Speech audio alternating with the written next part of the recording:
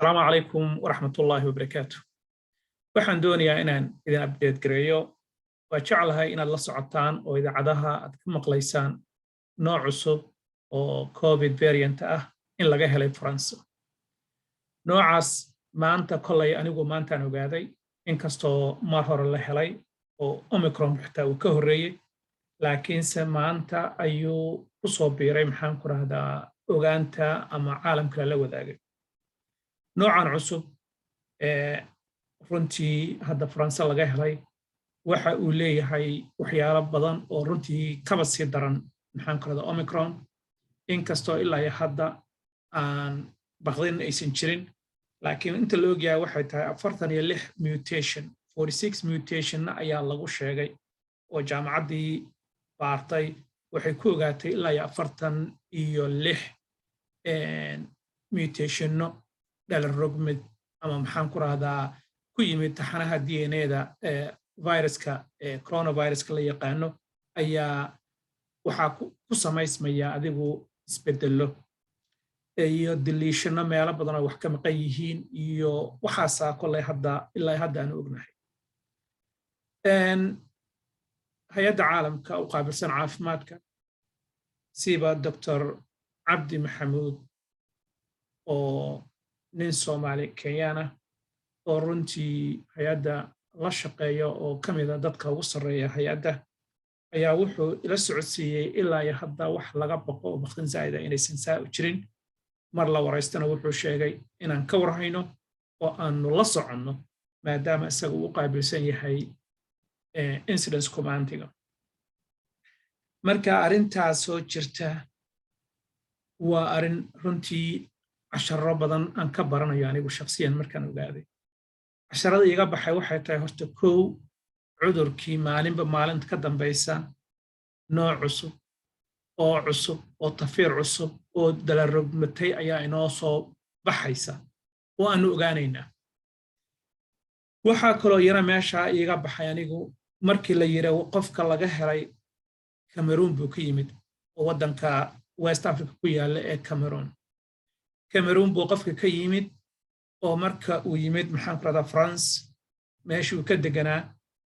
ayaa laga helay. taa iyana runtii arrin kaloo iyana walwal leh bay gelinaysaa aniga sababtoo ah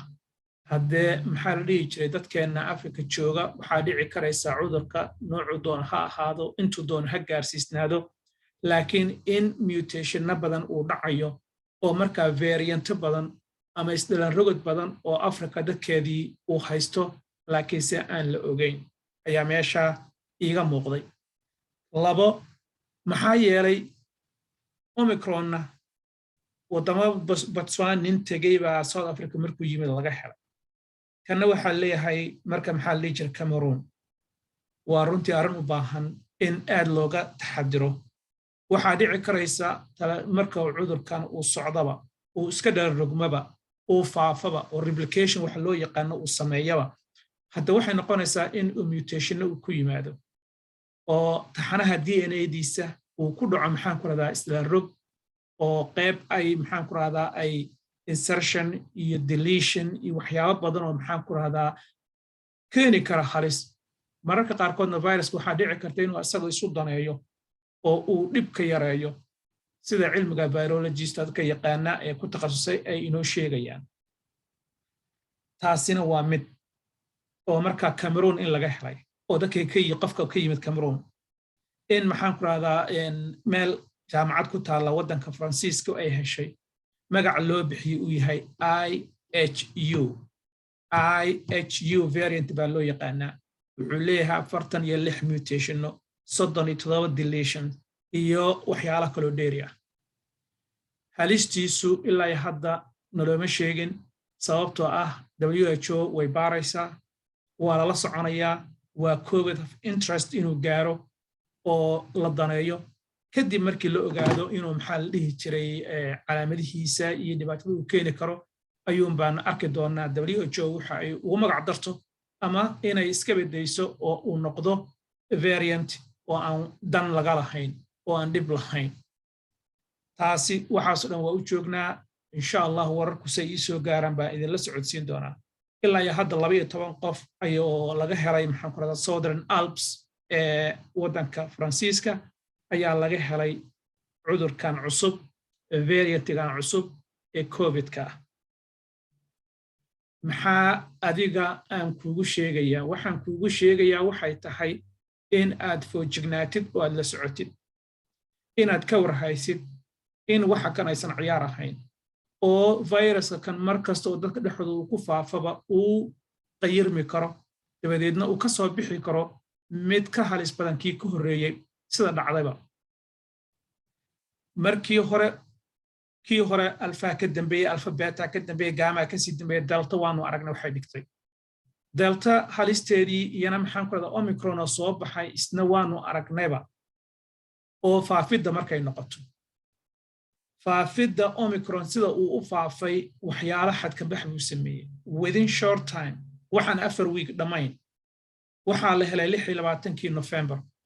December kaliya iyo maanta oo ay maxaan ku radaa January ay tahay 4 waxa uu dhigay caalamku waanu ka yaabanahay dadka iyaga dabagala ee la socda arrimahan runtii isbedelka uu ku sameeyay caalamka waa la yaab tusaale ahaan Mareykanka oo kale oo shalay bishu ay ahayd 3 January 3 Mareykanka rikoorka ayuu jaray 1 million oo case oo cudurkii baa hal maalin on the record oo aysan caalamka hore u dhicin Mareykan aysan ka dhicin walaa India aysan ka dhicin walaa caalamka intiisa kale aysan ka dhicin 1 million cases waa inta kaliya ee la safka galay ee la baaray ee la ogaaday in kale oo ciida ka badan oo waxa jirta cudurka inta uu ku dhacay haddana aanan maxaan ku raadaa la ogeyn Mareykankan ka hadlaya waxa kale oo jirta markaan u soo daadego dadka yagana and from Australia ka soo bilaab ilaa iyo UK ilaa iyo Finland ilaa iyo USA iska badaaye dadku meelaha ay ku wada xiriiraan oo social media hadday noqon lahayd WhatsApp groupska hadday noqon lahayd Facebook email kastaba inta qof ee oranaysa la ii soo duceeyo cudurkii baa igu dhacay ma malaysan karayso inta aniga aan ogahay kaliya ee weekend kaliya ee laga soo bilaabo Australia ee ay dadku ay ku magacaabayaan hergab oo ay maxaan ku raraa kuwa Mareykanka la jooga oo ay leedahay urtan igama aysan tegin dhadhanka igama tegin laakiin maxaan ku raraa calaamadahaas aan isku arko oo dadka iyagu ay wada jiifaan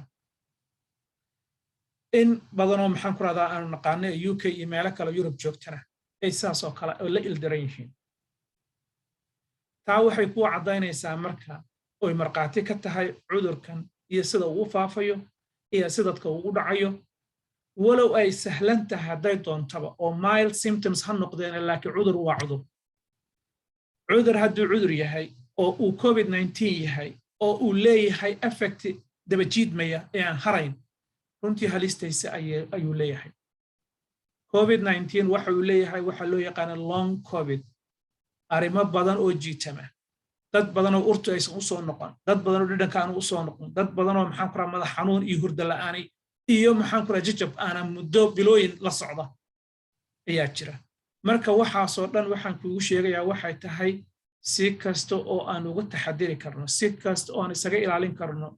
ilaah baa hana dhowree ilaah baa na badbaadinaya laakiin inaguna waa inaanu la nimaadnaa asbaabtii taasoo maxaan ku rahdaa aynu kaga badbaadi karno cudurkan dadkii hore ugu dhacayna haddii ay mar labaad ee maxaan ku rahdaa ay ismutaanna way is helayaan oo is arkayaan marka insha allahu wixii ka soo kordha noocan cusub waa idinla socodsiin doonaa weli omicron baa caalamkii dhan walaaqaya oo gubaya oo dadka maxaan ku rahdaa ku dhacaya qaarkoodna cusbitaallo u diray ilmuhuba ha u badnaadeen iskuuladii meelo kastoo maxaan ku rahdaa cudurkii omicron iyo delta oo isbahaystay oo haddana uu u sii dheeraada flu marka wixii baa isku darsamay flu covid-ka delta ama omicron waa wareer baa jira siba waddanka Mareykanka iyo wadamada la midka runtii arrintu ma sahlana marka dadkiinan meelaha fogfog jooga dadkiina wadamada qaboobaha jooga waxaan idin kula talinayaa inaad diyaar garowdaan taxadirtaan u foojignaataan oo aad mar kastaba cudurkan iyo kuwa kale iman doonaba ilaaha naga qabtee in aanu u taxadirno iskala ilaalino intaasaan runtii jeclaa dadka qaarkoodna waxay ku tilmaamayaan sida hadda cudurkan omicronka uu socdo waxaaba laga yaabaa inuu soo afjarmayo bandemigii allow ka dhig bandemigii inuu soo afjarmayo ayaa laga yaabaa maxaa yeelay haddee markii hore malaayiin qof buu ku dhacay haddana ilaa iyo 70% dadka degan Mareykanka talaalkii way qaateen qaarkoodna hadda dii uu ku dhaco marka waxaa noqonaysa ummadda inuu wada camimo miduu ku dhacay miduu mar labaad ku dhacay iyo mid uu maxaan ku raahdaa talaalkii qaatay ayaa laga yaabaa inay keento bulshadii oo dhan waxa loo yaqaan herd immunity oo community-ga dhan inay difaac yeeshaan oo dabadeedna cudurkii uu noqdo cudur sahlan oo sida hergab ma dhihi karo laakiin sahlan oo sahlan wuxuu noqon doono isaga bari doono wuxuu noqdaba marka taasaanu la odorsayaa la rajaynayaa inuu sidii fuluuga oo kale noqdo ama inuu fuluuya isaga iyo wixii dhanba ay noo noqdaan walaalo inuu maxaan ku raahdaa in sukaya bahaysta oo bini'aadanka u tashtay marka waxay ahaataba hal dadaalo wabillahi tawfiiq wassalaamu calaykum waraxmatullaahi